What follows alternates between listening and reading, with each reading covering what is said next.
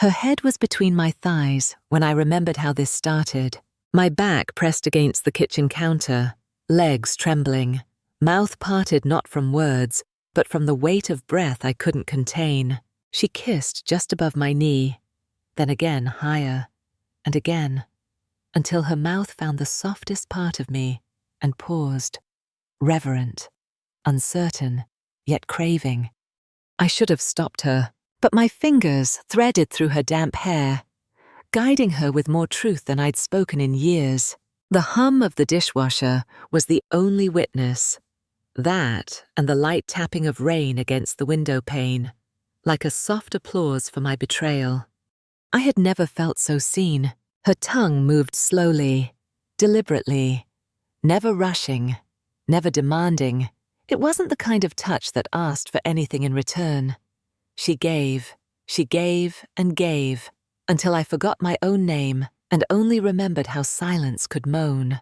My hips tilted forward, my hand covered my mouth, because the sounds I made didn't belong to the woman I used to be. She looked up at me, eyes glassy, lips flushed, breath uneven, and she smiled. That smile broke me open. I whispered her name, barely. Not even a full breath, and her hand slid up my side, lifting the hem of my blouse. My stomach quivered beneath her palm. "Are you okay?" she asked, voice low, shaky, lips hovering near my navel. I nodded, but inside I was burning. She stood, slowly, and when our bodies met, chest to chest, it was like gravity had chosen her over everything I thought I believed in. Her hands unbuttoned my blouse, one loop at a time. My bra slipped off with a whisper. I didn't feel naked. I felt unveiled. Let me pause. I'm 41, married, a mother, a wife, a woman who has folded the same laundry 1,000 times, cooked the same pasta 3 times a week, and who once cried silently when her husband turned his back after a birthday dinner he forgot. He's not cruel, just absent, and I had gotten used to being unseen, until she looked at me like this. We kissed. Slow at first, searching, then it deepened, and I swear to you, I tasted my own loneliness on her lips. Her hands were everywhere and nowhere all at once, touching my face, my throat, the curve of my waist. She kissed my collarbone like it was sacred, pressed her body into mine like she wanted to disappear inside me. And I let her, because that night, the rules didn't matter. Her skin was softer than I imagined. Her scent, something clean, almost citrus, lingered in the space between her neck and shoulder. I pressed my lips there, not knowing why I suddenly wanted to cry.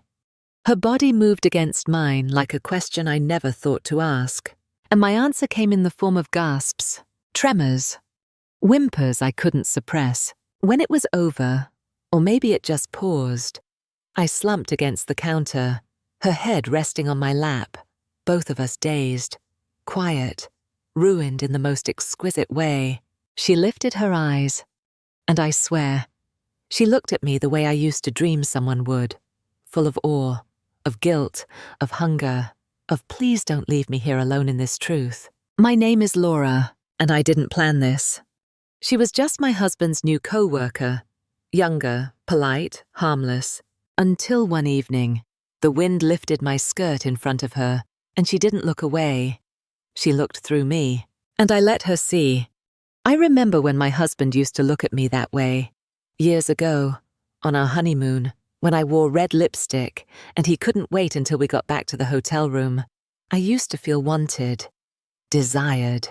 Now I'm just someone he sleeps next to, not someone he touches. She touched me, with hands, with mouth, with restraint I didn't deserve, with honesty I hadn't asked for. And now, sitting here in my own kitchen, blouse crumpled on the floor, thunder rolling in the distance, I don't know who I am anymore, but I'm not the woman who says no. Not tonight.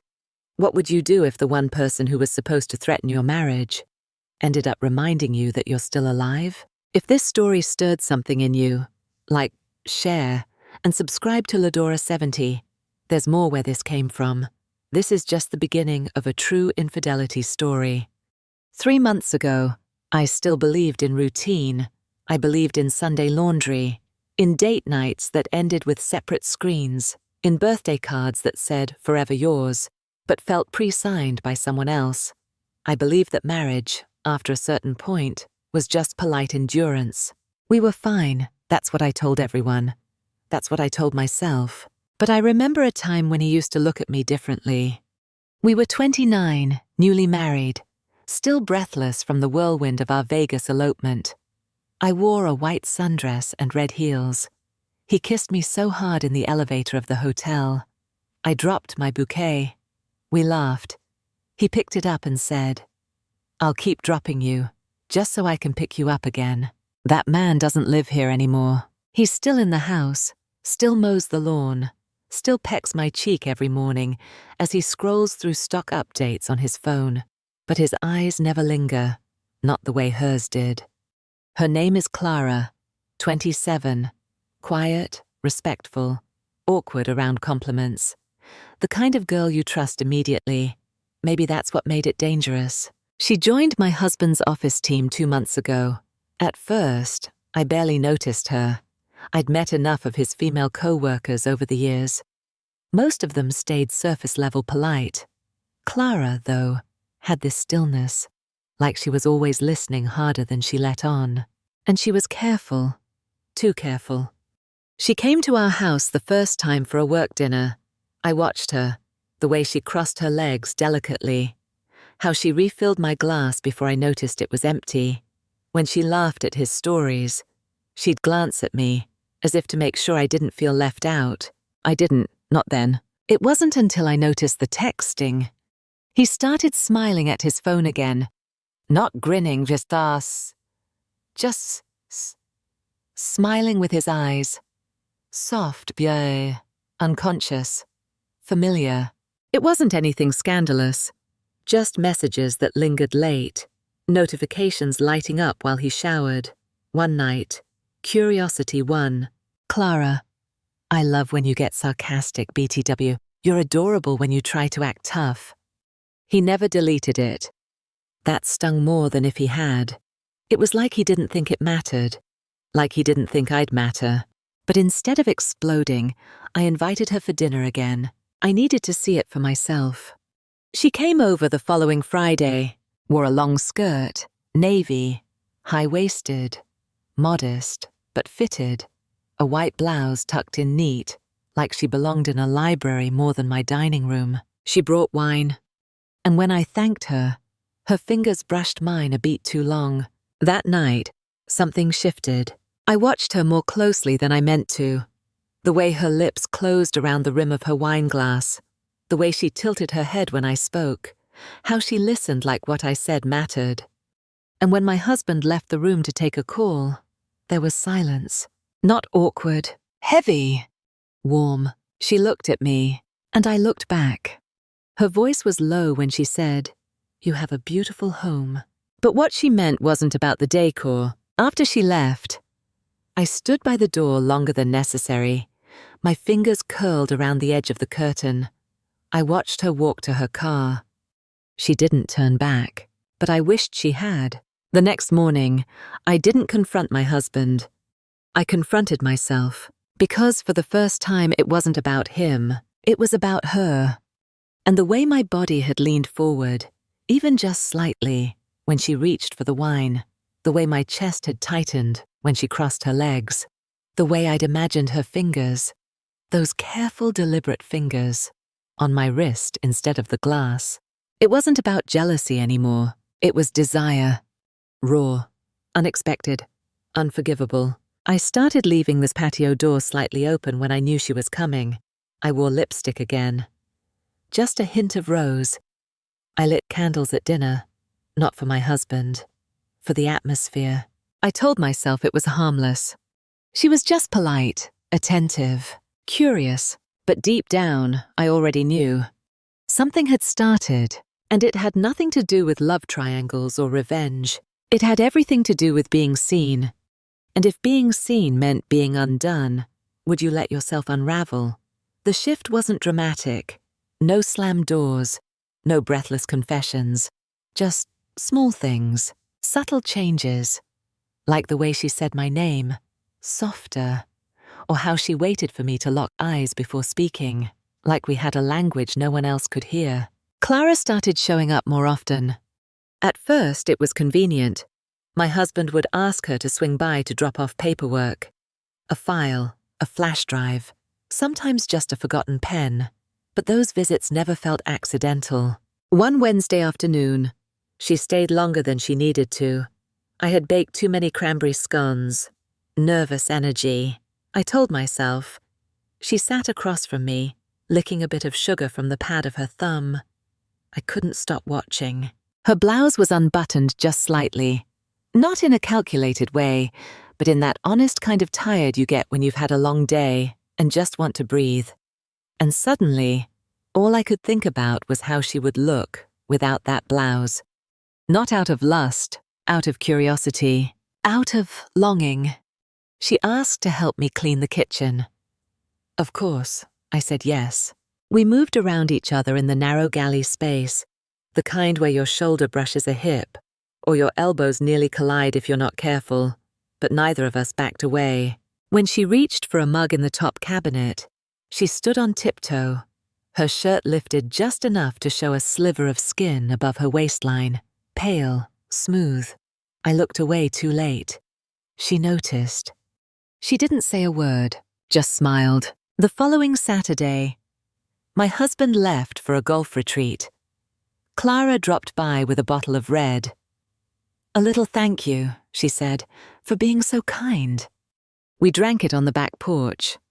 No music, just the sound of late spring cicadas and our legs brushing occasionally beneath the old iron table.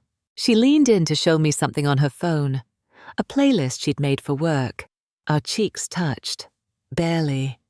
I felt her breath against my temple. I didn't lean away. I laughed at something, I don't even remember what, and placed my hand lightly over hers.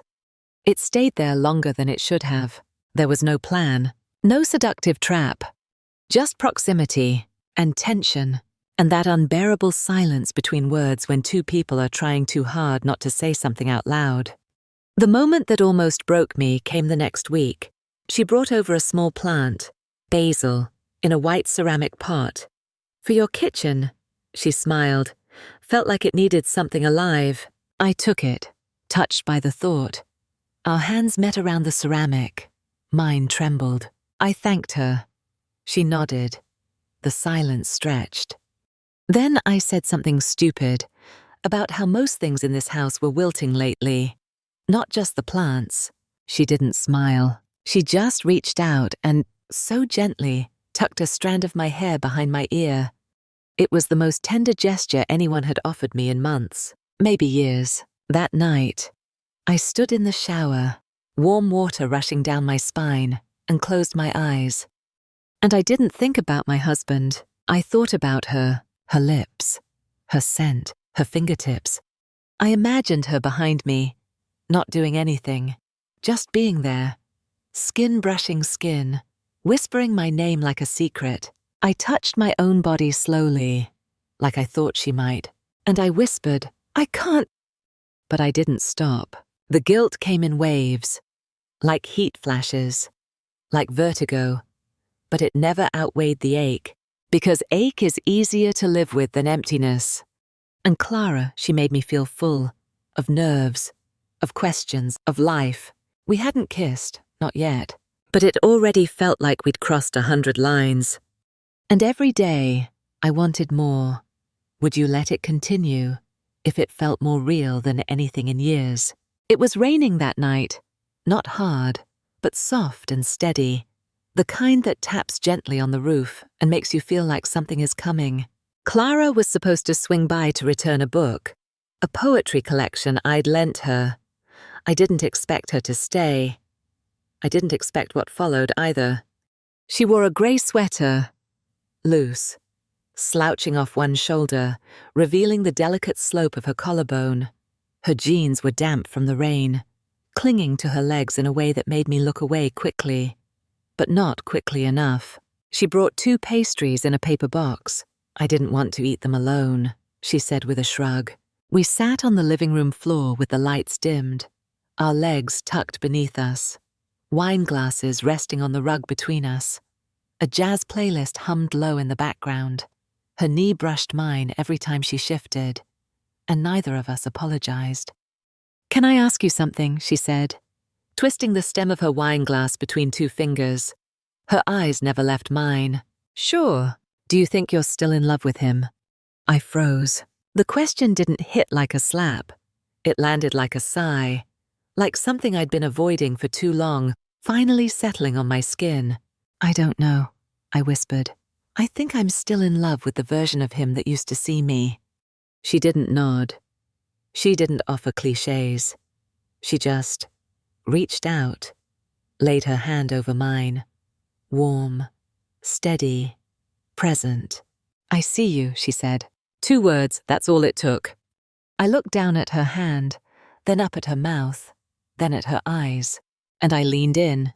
Our lips didn't meet, not yet. But our foreheads did, a gentle press.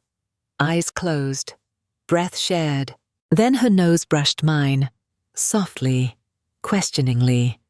My mouth parted, so did hers. And then her lips found mine. It was a slow kiss, not cautious, reverent, like she didn't want to take anything from me, only offer. Her lips were warm. Her tongue brushed lightly against mine, tentative, testing. Our wine glasses tipped over beside us. Forgotten. My hands found her waist. Hers curled behind my neck. I breathed into her, the kind of breath that comes from deep in your belly, the kind you don't realize you've been holding your whole life. She pulled away first, just a few inches, eyes wide, chest rising. "I'm sorry," she whispered. I shook my head. "Don't be." Her fingers grazed my jawline, tracing to my lips. "I thought about this," she said, voice like rain hitting glass. "When? The day I saw you in that sundress, the one with the buttons down the front." I laughed, quiet and breathless. "Why didn't you say something?" "Because I didn't think you'd want me." I leaned in again. "I didn't think anyone saw me anymore." We didn't go further, not that night. Our clothes stayed on, but our hearts, they were already laid bare. She held my hand as we sat side by side on the rug. Her thumbs stroked circles over my knuckles. She rested her head on my shoulder, and I leaned into it like muscle memory.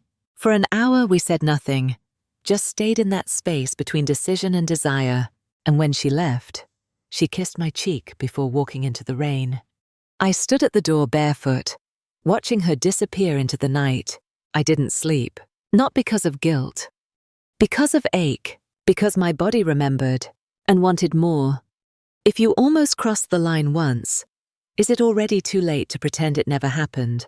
The storm starts before she even arrives, not the one outside, the one in me. My husband slammed the door an hour ago, his voice sharp from another nothing fight. The kind that ends with him walking out to clear his head. He didn't say where he was going. He never does anymore. I sit at the kitchen table, wine untouched.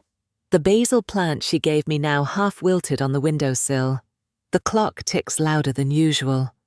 My reflection in the window is tired, undone, lips bitten raw from too much silence. Then headlights flash across the wall. She's here, and I don't stop her. Clara steps in from the rain. Her coat is soaked, her cheeks flushed. "I shouldn't have come," she says, voice almost apologetic. "I know," I reply, "but I'm glad you did." There's a pause, just long enough for doubt to breathe. Then I take the coat from her shoulders, fingers brushing damp skin at the base of her neck. She shivers. We don't talk after that. Words would ruin this. I step closer. She doesn't move. My hand rises, not shaking this time, and finds the side of her face. Her skin is cool, rain-kissed. She leans into the touch like she's been waiting months for it. Our foreheads meet. My eyes close. Then our lips touch. It's not gentle this time. It's hungry, urgent. Not reckless, but real. like every breath we've been holding back is finally being exhaled through each other's mouths. Her hands slide beneath my sweater, fingers warm against my ribs. I gasp, not from fear, from memory, from sensation. My own fingers fumble with the hem of her shirt. We don't speak. We barely breathe. She pulls it over her head, and I see her, truly see her, bare and trembling, but not from cold. Her chest rises and falls like mine. We mirror each other. She kisses down my neck, slow and purposeful. My blouse slips open. Her fingers trace the shape of my waist, as if memorizing it. I let my head fall back, eyes half-lidded, breath uneven. She guides me gently to the sofa, not rushed, not hesitant, just inevitable.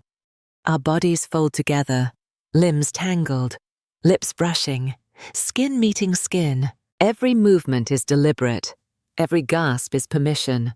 "Tell me to stop," she whispers against my collarbone. "I should," I breathe, "but I don't want to." The room spins slowly. Or maybe that's just me. The thunder outside cracks, but it sounds distant. The only sound that matters is the soft moan that escapes me when her mouth finds the hollow between my hips. Her hand finds mine. We hold on, tight, like we're falling and choosing not to land. I don't know how long we stay like this. Time folds. My body arches, my voice breaks. She murmurs my name like it's something sacred. And when it's over, when we're both breathless, flushed, undone in a way I never thought possible, she rests her head against my chest. I run fingers through her hair, still damp from the rain. She listens to my heartbeat. I don't say anything, because for the first time in years, I feel quiet inside, not empty. Just quiet, and I know. I crossed a line. Not because I kissed her, not because I let her undress me, but because, for the first time in over a decade, I didn't feel alone in my own body. The rain slows. But inside this house, inside this room, everything still feels like a storm. Clara's breath warms the skin just beneath my collarbone. Her lashes flutter against my chest, as if she's afraid to open her eyes. We lie tangled in a heap of sweaters, damp hair, and everything we didn't say for months. My hand finds her cheek. She leans into it. Eyes closed. And I say it. I didn't expect this. Her reply is a murmur, muffled against my skin. I did. We sit up slowly. The room smells like wine, rain, and something softer. Skin warmth, salt, shampoo. She kisses the curve of my shoulder. Her lips linger. I close my eyes. It's not lust anymore. Not just that, it's something far more dangerous. Tenderness. I reach for her hand. She gives it. The lamp behind us flickers as thunder rolls again in the distance. Everything in the room glows amber. Her hair is still damp and sticking to her jawline. I brush it back with the back of my fingers. She shivers, not from cold, from being touched gently. She looks at me then, full on, and says, "You don't have to explain, but I do." "Clara, I'm married." Her hand stays in mine. I know. A pause. "Do you love him?" "I think I love the memory of him." We dress slowly, carefully, but not with shame. Not yet. Her blouse button's wrong on the first try. I fix it. My fingers linger near the middle of her chest, longer than necessary. She lets me. My lips graze her knuckles before I let go. There's a scar on her left wrist. Small, faint. I hadn't noticed it before.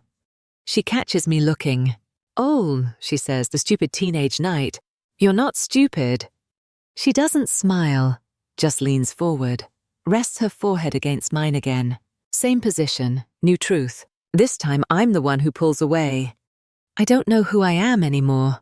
"You're someone I see." That breaks me. Not into pieces, but open. When she leaves, the house doesn't feel quiet. It feels haunted. Not by ghosts, by something more alive than I've let myself feel in years. I shower, scrub every inch of myself, But it's not out of guilt. It's because I want to remember the water hitting the same places she did. The warmth, the pulse. I close my eyes and let my hand glide over my hip, my breast, my mouth.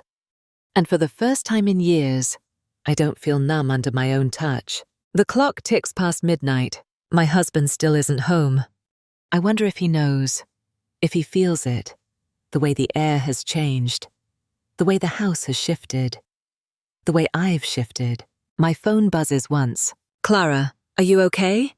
I stare at it, then type, "I don't know, but I feel more real than I have in years." She doesn't reply. She doesn't need to. Because what we did wasn't just a mistake. It was a release, a reset, a breath I'd been holding since the version of me I used to be started to disappear. And she brought her back, not with words, but with hands, with patience, with a look that said, "You're not invisible, not here." What do you call it when the person who was supposed to threaten your life saves it instead? The sun is cruel today. It pours through the kitchen windows like nothing happened, as if light has no conscience, no memory. But I do. I remember every breath, every shiver, every time she whispered my name like a vow and made my skin feel worthy of being touched again. And now, I'm sitting at the table where it happened. Same chair, same floor, same faint scent of basil. Only this time, I'm alone. My husband comes through the door just after 7 a.m. He smells like whiskey and wet pavement. His hair is a mess. His shirt untucked. We lock eyes. He doesn't kiss me. He doesn't even say good morning, just tosses his keys into the bowl and mumbles, "Didn't mean to be out so late." I nod, my hands wrapped tighter around the mug I've been nursing for an hour. He walks to the fridge, opens it, closes it. Coffee. It's already made. He pours himself a cup, takes a sip, then turns, halfway, and glances at the living room.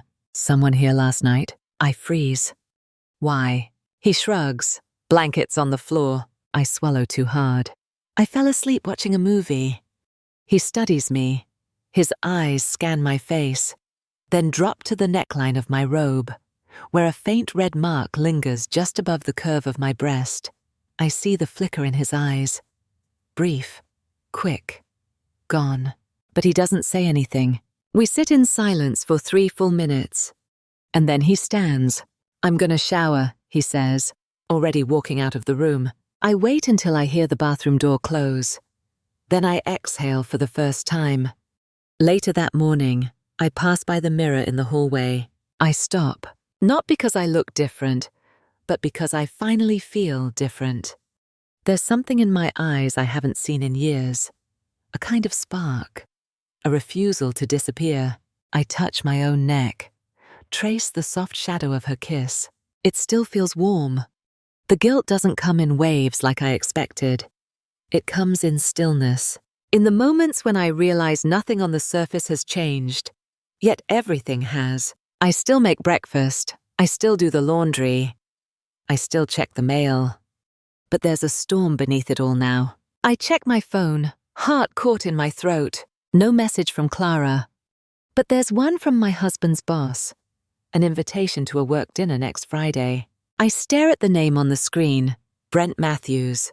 The same Brent who invited Clara into their department. The same Brent who once said at a party, "Laura, you don't look old enough to be married to him." I didn't blush then. But now, I don't know if I ever want to blush again for someone who doesn't see me.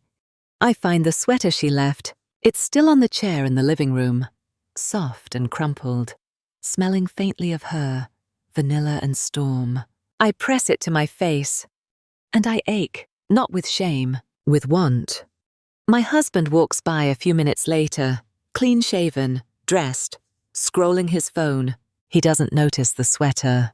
He doesn't notice me. He only says, "Don't forget we're supposed to go to dinner with the Connors next week." I remember as I reply, quiet. He nods, keeps walking. I wonder if he can feel it, this invisible chasm between us, if he senses the weight of someone else's name pulsing just beneath my skin. If he realizes that while he was out pretending, nothing's wrong, I let someone hold me like I mattered. He may never ask, and I may never say. But the truth is here now. It lingers in the way I sip my coffee slower, in the way I look out the window longer, in the way I no longer shrink inside this house. If you betray someone who's already forgotten how to love you, is it betrayal or self-preservation? It happens 2 days later, not in some big cinematic blow-up. No screaming, no thrown plates, just a quiet betrayal, revealed. My phone was charging on the nightstand. I was in the shower.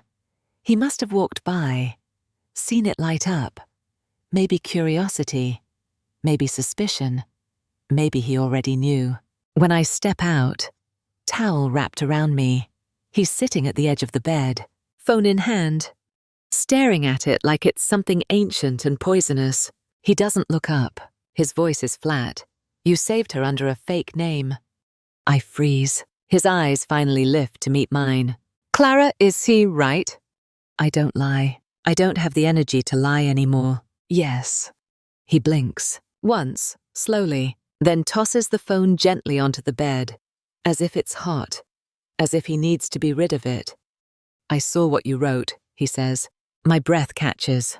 She said she missed you, said she still tasted you. His voice cracks just slightly on that last word. He swallows hard. It's the only sign he's breaking. I didn't know you could still talk to someone like that, he adds, barely above a whisper. I thought you forgot how. That one stings, more than I want to admit. I didn't plan it, I say softly. But you let it happen. I nod. There's a long silence between us, a silence with teeth. Finally, he stands, walks to the window, crosses his arms, stares out at nothing. I always wondered what would happen if you stopped waiting for me. I say nothing, because part of me did. Stop waiting. He turns around, arms still crossed.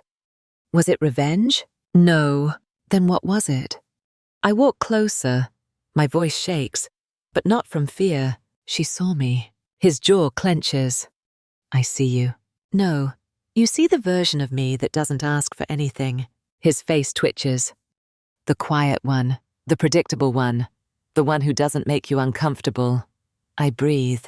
But she saw the one who was starving. Another silence. Then he says, You could have told me you were unhappy. I tried, I whisper, in all the small ways. He sits back down, hands folded, looking like he wants to scream, but can't find the right direction. You slept with her? He asks. No anger in the tone, just confirmation. Yes. He closes his eyes for a moment. Breathing deeply, I wait.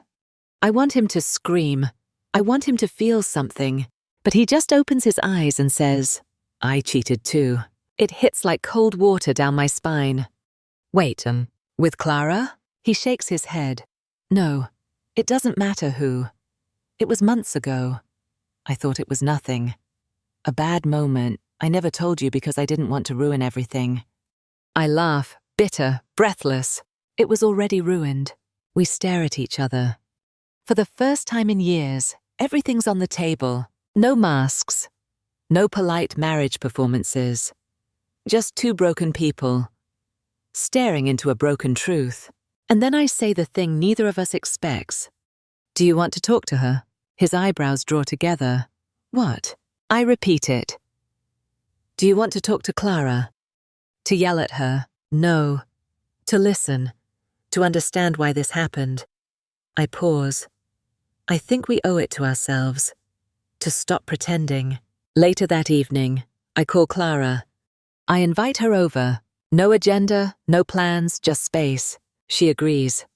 She always did see through my voice. That night, the three of us sit in the living room. It's quiet. Awkward. Tension we could cut with a knife, but no one walks away. We sit. We breathe. And we begin to speak. If you had the chance to stop hiding from your partner, your desires, your guilt, would you take it or keep performing the life that's already gone? The first 20 minutes are unbearable. Clara sits on the far end of the couch, legs crossed, eyes flickering between me and my husband. She's wearing a cream-colored sweater, too big for her frame, sleeves pulled down over her knuckles, like she's trying to disappear into it. My husband sits in this armchair, one foot bouncing, coffee untouched in his lap. His jaw is tight. His mouth is a thin line. I sit in the middle, not metaphorically, literally. No one speaks. The tension isn't sharp like anger. It's heavy, dense, the kind that drowns rather than cuts. Then Clara breaks the silence. "I didn't come here to defend what I did," she says softly, "but I need you to know. I never meant to hurt either of you." My husband scoffs, quiet but not subtle. "I didn't plan any of this," she continues, "and I didn't chase it. I just didn't walk away when I should have." "She's married," he says, eyes on her. "You knew that." "I did." She swallows. "And I knew I wasn't the first person who stopped being loyal in this relationship." His face flinches, just a fraction. He opens his mouth to speak, then closes it. I look between them. "I invited her," I say. "She didn't force her way in." "That doesn't make it right."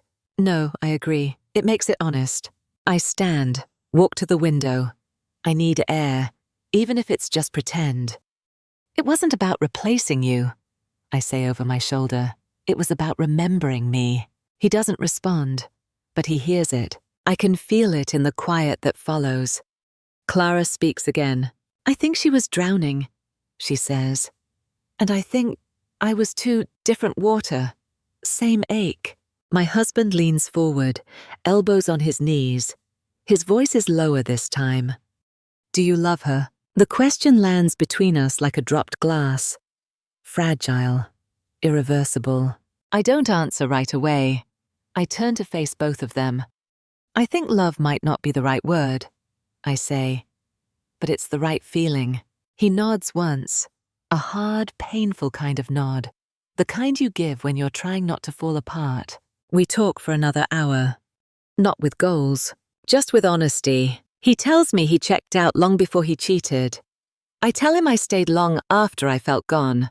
Clara tells us she grew up in silence and didn't know how to recognize love unless it was complicated.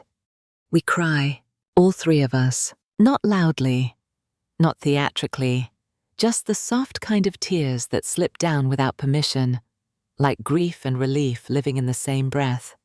We don't come to a resolution, we don't assign blame, but we do this, we stop pretending.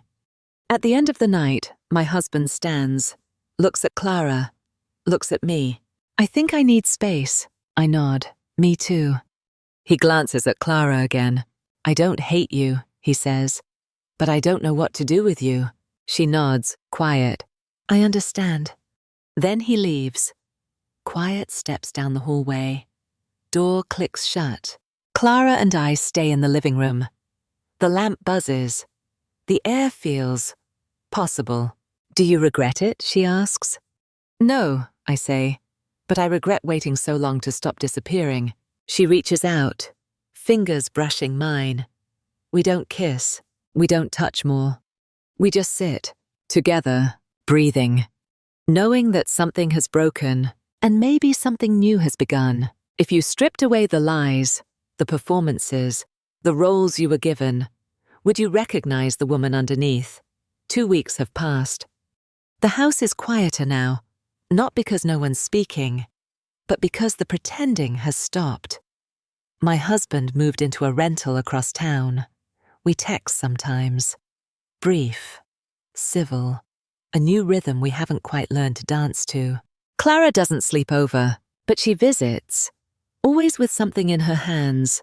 Fresh flowers, leftover pasta, a thrifted book she thought I'd like.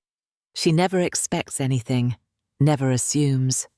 She just arrives, and I let her in. This morning, I'm making coffee when I feel her arms circle my waist from behind. She rests her chin on my shoulder. We don't say anything. She presses her lips to the back of my neck. Just once, a whisper of warmth. And I close my eyes. There's no grand announcement, no social media post, no declarations under candlelight, But something has changed. I wear my hair differently now. Not because she said anything, but because she noticed. I started journaling again. I walk barefoot more often. I let the windows stay open, even when it's a little cold. And sometimes, late at night, I find her sitting cross-legged on the floor, listening to music through one earbud and reading, just existing. And I realize this isn't about fireworks. It's about returning. To myself, we haven't defined anything. We haven't said love. We haven't made promises. But there's something honest in this middle place. Something unpolished. Real. One night, Clara asks, "Do you miss him?" I take a long breath. Sometimes, I admit. Or I miss who I thought he still was. She nods, understanding. Her fingers brush mine. "It doesn't mean you didn't love him," she says. "It just means you don't anymore." I turn to her. "And what about you?